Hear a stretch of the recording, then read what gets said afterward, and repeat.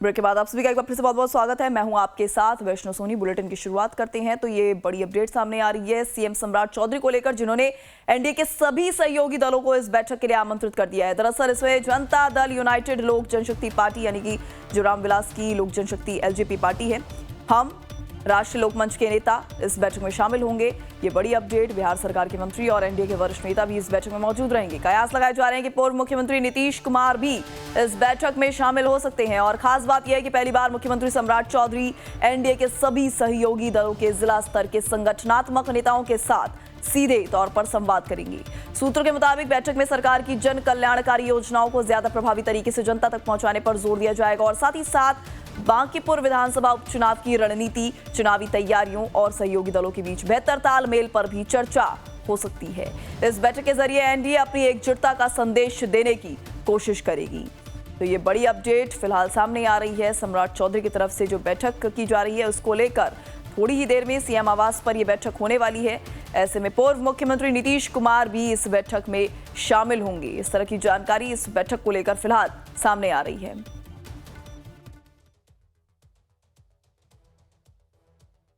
आज एनडीए की बैठक माननीय मुख्यमंत्री जी के आवास पे हो रही है, जिसमें पांचों दलों के सारे जिला अध्यक्ष इस मीटिंग में रहेंगे। पार्टी के सीनियर लीडर रहेंगे, बिहार सरकार के मंत्री रहेंगे और खास करके हर एक जिला में जो समन्वय रहे एनडीए में, सिर्फ समन्वय पटना में नहीं रहे, जिला में भी या ब्लॉक में भी रहे। उसका देख रहे हैं नतीजा कि चुनाव में भी पूरा एनडीए एक होकर चुनाव लड़ा और फीडबैक भी लेना, उनके क्षेत्र में जो काम चल रहा है उसमें उनका कोई सुझाव है, कोई और बात है, तो वो भी एक फीडबैक है कि कोई वहाँ पर क्या और होना चाहिए। आप लोग जानते हैं कि जमीनी फीडबैक से कोई योजना बनाने में भी काम आता है और एक चर्चा जो है पूरा एक बिहार का एक सारे पार्टी के अध्यक्ष रहेंगे तो फर्स्ट हैंड इन्फॉर्मेशन भी जिला का रहता है। इसमें बेचैन होने की कोई जरूरत नहीं है। ये तो बड़ा शानदार पहल है मुख्यमंत्री जी के द्वारा। एनडीए के सभी जिला अध्यक्ष आज इकट्ठा होंगे और ये पहल तो पहले से चली आ रही है ना। आप चुनाव से पहले देखिए कैसे सारे पांचों दल के प्रदेश अध्यक्ष जिला में जाकर कार्यक्रम किए। सभी कार्यकर्ता पांचों दल के आपसी सामंजस्य स्थापित करने, जिसका रिजल्ट हुआ 202 सीट और फिर ये चल रहा है कार्यक्रम। शानदार पहल है, मुख्यमंत्री जी को बधाई इसके लिए। अरे सब कोऑर्डिनेशन के लिए नहीं, देखिए हमारा संगठन वाली हम लोग काम करते हैं संगठन लेवल पे, तो जो मेरे जिला अध्यक्ष हैं अपना फीडबैक रखेंगे सरकार पर। सरकार हमारे नेता सभी पांचों दल के शीर्ष नेतृत्व उपस्थित रहेंगे, क्या दिशा निर्देश देंगे उस पर फिर हम लोग काम करेंगे। इस बैठक को जो बुलाई गई है, हमारे लोकप्रिय मुख्यमंत्री जनाब सम्राट चौधरी साहब ने सबको बुलाकर ये पूछेंगे कहाँ किस बिहार में कुछ अधूरा कार्य है, उसको पूरा कैसे किया जाए, उस पर विचार होगा। किस क्षेत्र में कार्य कम हुए हैं या किस क्षेत्र में अधूरे कार्य हुए हैं, उसको पूरा करने की बात होगी। क्योंकि हम लोग संकल्पित हैं कि बिहार को देश के मानचित्र पर नंबर 1 किया जाएगा विकास के नाम पर। अच्छा जमा खान जी, डॉक्टर फारूक अब्दुल्ला हैं, जम्मू कश्मीर को पूर्ण राज्य दर्जा दिलाने की मांग पर वो दिल्ली में शांतिपूर्ण प्रदर्शन करना चाहते हैं। लालू जी को पत्र लिखा गया है, दीपांकर जी को पत्र लिखा गया है और अलगाववादी नेताओं को भी बुलाया गया है उस बैठक में शामिल होने के लिए। किस तरह से? ये मुझे जानकारी नहीं है, ठीक उस पर चर्चा किया है, सीनियर लीडर बैठेंगे, चर्चा करेंगे। तो इसी पर ज्यादा जानकारी के लिए हमारे साथ जुड़ रहे हैं पटना से हमारे संवाददाता अमित सिंह। अमित, ये जो बैठक होने वाली है कुछ ही देर में ये बैठक शुरू हो जाएगी, लेकिन कितने बजे ये बैठक शुरू होगी, कितने घंटे चलेगी, इसको लेकर फिलहाल किस तरह की कोई अपडेट या जानकारी?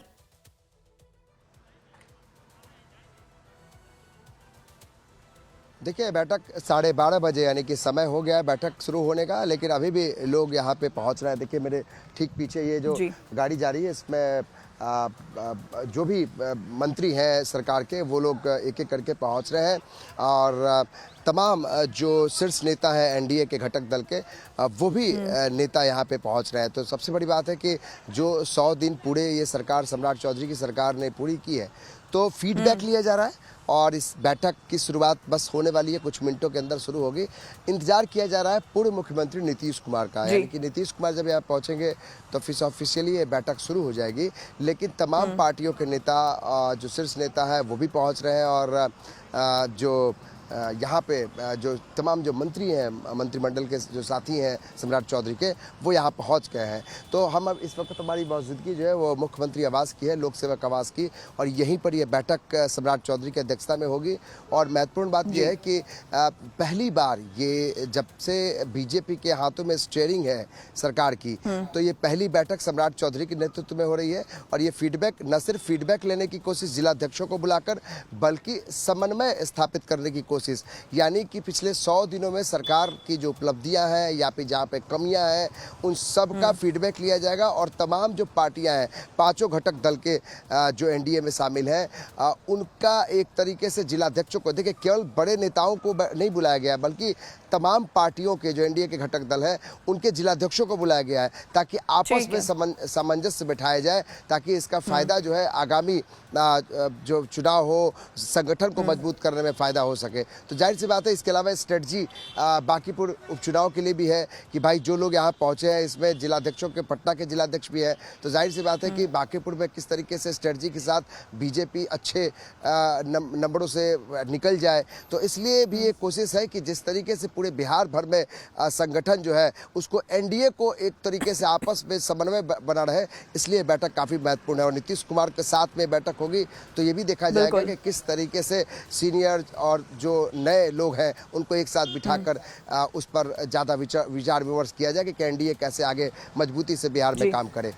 वैष्णव जी, अमित, ऐसे में बांकीपुर में भी उपचुनाव होने हैं और माना जा रहा है कि ये बैठक जो है बांकीपुर में उपचुनाव में जो होने हैं, वहां पर किस तरीके से जीत दर्ज की जा सके, वहां पर अच्छे नंबर बीजेपी ले पाए, इसको लेकर भी ये बैठक हो रही। तो ऐसे में क्या लगता है, बांकीपुर सीट को लेकर क्या कोई रणनीति, कोई चर्चा इस पर हो सकती है? देखिए, प्रशांत किशोर के मैदान में आने के बाद वैष्णव अब ये तय हो गया है कि बीजेपी की जो लड़ाई है वो आसान नहीं होगी। ये भी सही है कि बीजेपी के पास एक बहुत बड़ा जनाधार है, क्योंकि बांकीपुर का विधानसभा जो है वो ये जगह अर्बन एरिया है और बुद्धिजीवी लोगों का है, और यहाँ पे फॉरवर्ड वोट, यानी जो अगड़ी जातियों का वोट है वो सबसे ज़्यादा है। कायस्थ समाज के 70,000 के तकरीबन वोट है जो सीधे बीजेपी को वोट करते हैं, जो ऐसा आकलन किया गया है। तो इसलिए बीजेपी के लिए बहुत चिंता के विषय नहीं है। लेकिन प्रशांत किशोर के आने के बाद जिस तरीके से वो एक दबाव बीजेपी महसूस कर रही है, देखिए नितिन नवीन जो राष्ट्रीय अध्यक्ष है वो भी सामने में पहुंच रहे हैं, तो ऐसा न सिर्फ नितिन नवीन बल्कि जो सम्राट चौधरी है उनके लिए भी चिंता का विषय है कि भाई मुख्यमंत्री बनने के बाद ये पहला चुनाव है जहाँ पर जीत और हार जो है वो उनके लिटमस टेस्ट और उनके रिपोर्ट कार्ड को भी दर्शाएगा। तो कुल मिलाकर कह सकते हैं कि ये बैठक तो पूरे बिहार के स्तर पर जिलों में जिलाध्यक्षों को साथ में बैठाकर समन्वय स्थापित करने का तो है ही, एक रोड मैप बनाने का है 2030 चुनाव के लिए। लेकिन हाल में जो अगले कुछ दिनों बाद जो चुनाव बांकीपुर विधानसभा उपचुनाव है, जो एक लिटमस टेस्ट भी है इस सरकार की, सम्राट चौधरी की सरकार की, तो उस पर भी एक स्ट्रेटजी अलग से बनेगी कि आखिर किस तरीके से जहां प्रशांत किशोर चोट कर रहे हैं वहां कम से कम हानि हो, इसके लिए एक स्ट्रेटजी, एक रोड मैप बनाया जाए।